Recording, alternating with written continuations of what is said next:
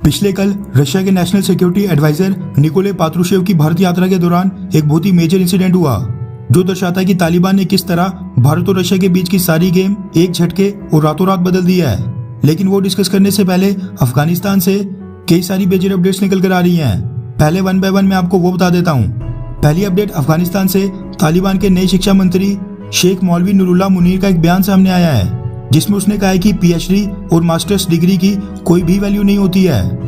उसने कहा कि आप देख सकते हैं कि मुल्ला तालिबान जो कि आज अफगानिस्तान की सत्ता में है, उनके पास तो कोई पीएचडी, मास्टर्स या फिर हाई स्कूल की डिग्री नहीं है, लेकिन ये लोग फिर भी कितने महान हैं। ये लोग बिना किसी डिग्री के कहां तक पहुंच गए हैं। यानी ये हाल है तालिबान के नए शिक्षा मंत्री का।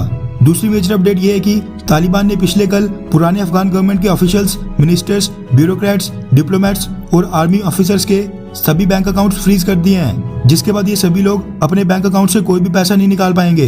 तीसरी अपडेट अफगानिस्तान से महिलाओं के स्पोर्ट्स खेलने पर है। तालिबान कल्चरल कमीशन का एक डिप्टी हेड है, उसने पिछले कल ऐलान किया कि अब से अफगानिस्तान में महिलाएं क्रिकेट या और कोई स्पोर्ट्स नहीं खेलेंगी। उसने बोला कि क्रिकेट और बाकी खेलों में अफगानिस्तान की महिलाओं को इस्लामिक ड्रेस कोड नहीं मिलेगा और बिना इस्लामिक ड्रेस कोड के उनकी बॉडी एक्सपोज होगी, यानी उनका शरीर दिखेगा, जो कि इस्लाम के खिलाफ है। इसलिए अफगानिस्तान की महिलाएं अब से स्पोर्ट्स नहीं खेलेंगी। यानी तालिबान के मुताबिक अफगानिस्तान की महिलाएं बस बुर्के और हिजाब के अंदर ही बैठ सकती हैं। लेकिन क्या करें, तालिबान ने तो प्रेस कॉन्फ्रेंस भी की है। चौथी अपडेट अफगानिस्तान से प्रोटेस्ट को लेकर निकल कर आ रही है।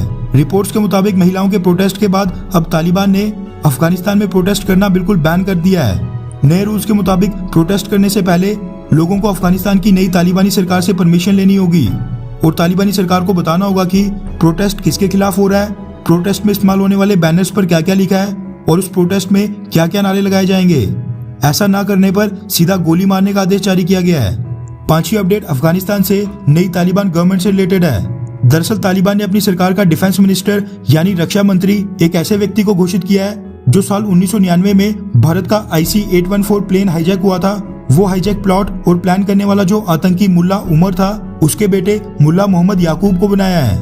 आप जरा सोचकर देखिए कि भारतीय डिफेंस मिनिस्टर को अगर फ्यूचर में अफगानिस्तान के डिफेंस मिनिस्टर के साथ बैठकर कोई बातचीत करनी होगी या बायलैटरल मीटिंग करनी होगी तो ये हमारे लिए कितनी शर्म की बात होगी।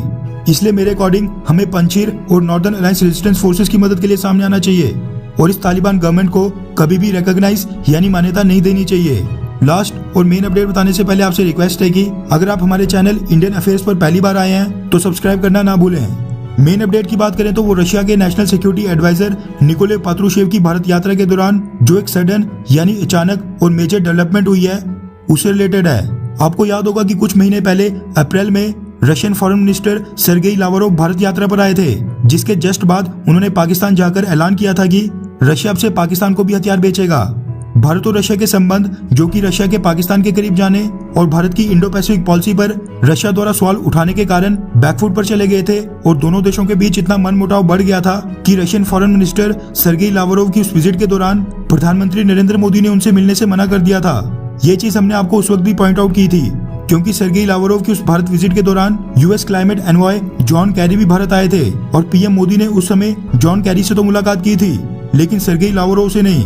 और किसी भी देश के फॉरेन मिनिस्टर और क्लाइमेट एनवॉय के बीच का फर्क तो आपको पता ही होगा कि किसको आमतौर पर ज्यादा महत्व दिया जाता है। लेकिन तालिबान रजीम आने के बाद सिचुएशन एकदम पलट गई है और तालिबान के खतरे से निपटने के लिए रशिया और भारत बहुत ही तेजी से करीब आए हैं। और Russian national security adviser Nikolai Patrushev, जिनकी भारत में भारतीय national security adviser Ajit Doval साहब और foreign minister doctor S Jaishankar साहब के साथ मीटिंग फिक्स थी, पिछले कल अचानक से प्रधानमंत्री नरेंद्र मोदी ने उनके साथ भी एक फॉर्मल मीटिंग करके रशिया को भारत की तरफ से बहुत ही पॉजिटिव जेस्चर दे दिया है, जो दिखाता है कि भारत और रशिया के बीच में जो मनमुटाव था अब वो धीरे धीरे कम हो रहा है। वैसे अगर आपको ये लग रहा है कि ये कोई बड़ी बात नहीं है तो आपको बता दूं कि डिप्लोमेटिक टर्म्स में इस तरह के जेस्चर्स काफी सिंबॉलिक होते हैं और कई बार जो चीज हम शब्दों में बयान नहीं कर पाते हैं वो इस तरह के जेस्चर से हो जाती है।